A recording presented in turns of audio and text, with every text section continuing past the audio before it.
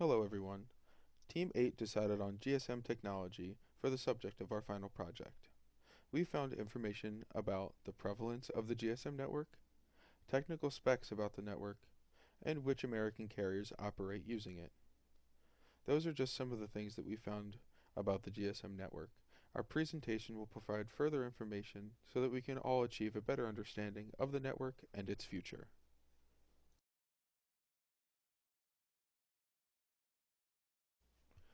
Our presentation will answer these main questions. What is the GSM network? How does the GSM network work? What are the important issues with the GSM network? What is the history of the network? And what are our projections for the network going forward?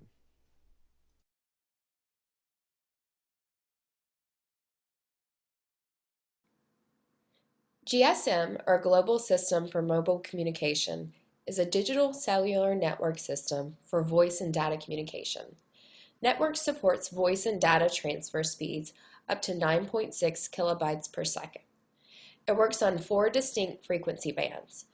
900 MHz and 1800 MHz is Europe and Asia, and 850 MHz and 1900 MHz in North and South America.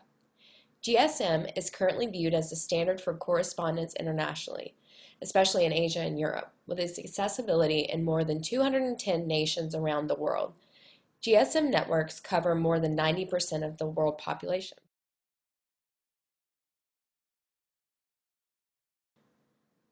So how does it work? GSM utilizes a variation of time division various that partitions the frequency bands into numerous channels. With GSM, our voice is converted into digital data, which is given a channel and a time opening. The receiver then obtains and listens to the assigned time slot, with the call pieced together. This happens so quickly that the receiver can't hear the break or time division that occurs.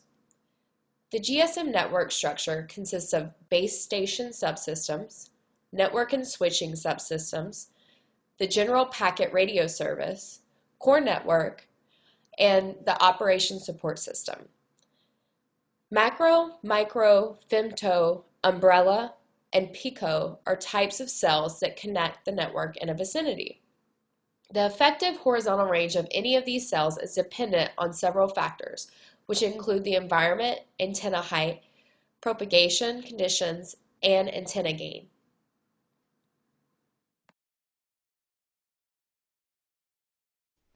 Where is GSM used? The GSM network is used in the United States, and also the mobile network is the standard for much of the world.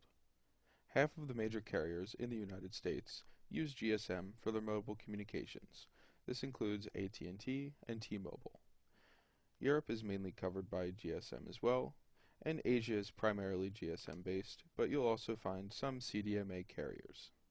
The biggest difference between these two is that someone with a GSM phone can only connect to the GSM network, and same goes for a CDMA phone, but they can only connect to the CDMA network.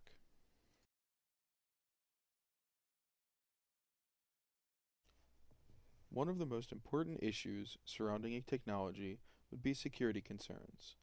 The GSM network has flaws that were found after reverse engineering some of the A3 and A8 algorithms. What was found was operators would prefer to use the Comp 128 and 128-1 algorithms, and these were found to be 124 times weaker and more vulnerable than other algorithms at the time. Comp 128-3 is proposed to generate 64 bits of session key and resolves the above key space issue that was happening with the Comp 128 and 128-1 algorithms. Another vulnerability that is potentially in the GSM network is to a DOS attack, denial of service.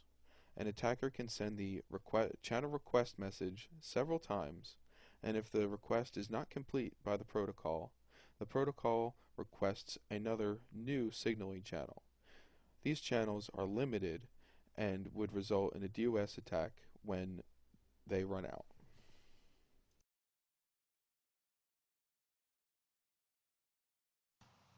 Hi, My name is Mateusz Kupiszewski, and I'll be talking to you about the history of GSM.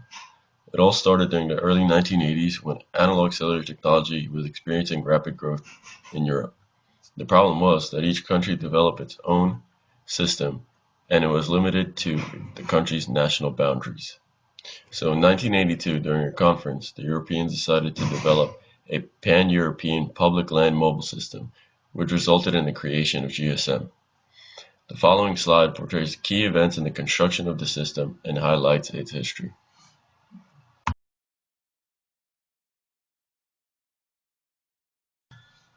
The future of GSM technology. What does the future look like for GSM? Not so hot. It looks like 2017 will be the beginning of the end for GSM. Carriers are setting dates and planning to disconnect from the network. Specifically, Australian carrier Telstra, which plans on disconnecting by 2016.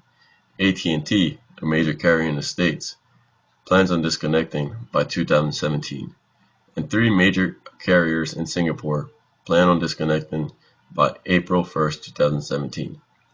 The public shouldn't worry though. Most of us are already on 3G and 4G networks, and this switch will not affect us.